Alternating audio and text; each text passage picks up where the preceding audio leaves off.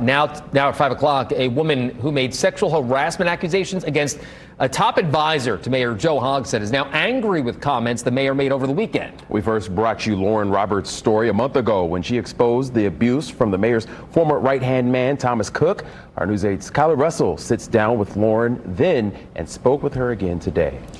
Yeah, so Lauren told me today she wasn't surprised when she heard what Mayor Hogsett said on Saturday when he showed up to a Northeast Side concert hosted by comedian Mike Epps. I ain't running for nothing. I'm running from things, but I ain't running for nothing. That's what Mayor Joe Hogsett said on stage at Saturday's concert. I wouldn't be surprised if this was a rough weekend for people who work for him. The fact that his behavior on Saturday and making a quote unquote joke about this situation and the accountability coming his way is really not surprising, but it is disappointing. I asked the mayor's office for explanation. They say it was a comment taken out of context from the Mike Epps concert about something he heard from the crowd. It was not about the issue. His comments come as the City County Council considers an investigative committee to look into how the Hogsett administration handles sexual harassment inside city offices. Lauren says she's glad they are taking action now, but that certain council members have known she was abused for at least 7 years. Also, I will say that there are people on City County Council who knew about my case going back as early as 2017. And so I'm curious what kind of accountability there is for other people in power aside from the mayor who were aware of my case and perhaps others, I don't know, but didn't take the action that they should have at the time. And when I spoke to Lauren about 3.5 weeks ago, she demanded the mayor release any documents related to the investigation into Thomas Cook's behavior in 2017. It's been at least 28 days and no documents have been made public. My suspicion is that they don't exist. So yeah, there's no record of campaign spending, city spending on my case.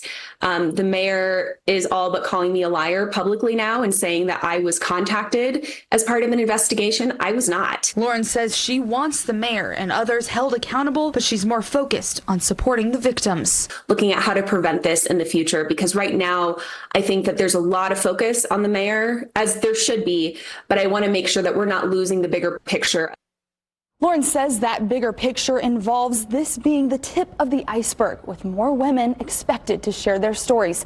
She says it's a systemic problem that needs a systemic solution. I'm Kyla Russell for Wish TV, wishtv.com, or follow us on Facebook for updates. The Indianapolis City County Council will take its first steps to investigate sexual harassment claims against a former staffer for Mayor Joe Hogsett. Danielle Zokoski is downtown to explain exactly what's on tonight's agenda. Danielle.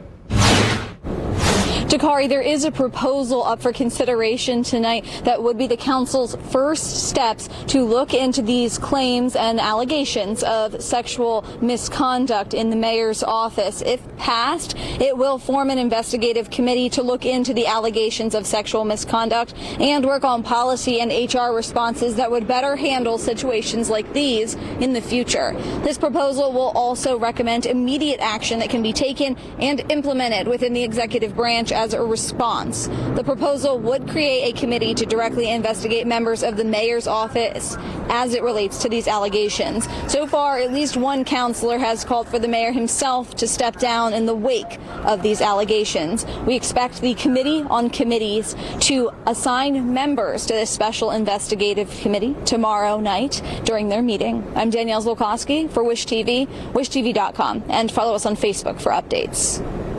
Danielle, thank you for that. Some city county councilors want the police chief to be able to fire officers immediately in some situations. The push comes after 2 members of the department are charged with child sex crimes within 30 days of each other. Current city ordinance only allows the chief to recommend termination to the police merit board. The board cannot take action until the officer's court case is over. That, however, could take months or maybe even years. The councilors plan to introduce a proposal to change the ordinance to the full council later this fall.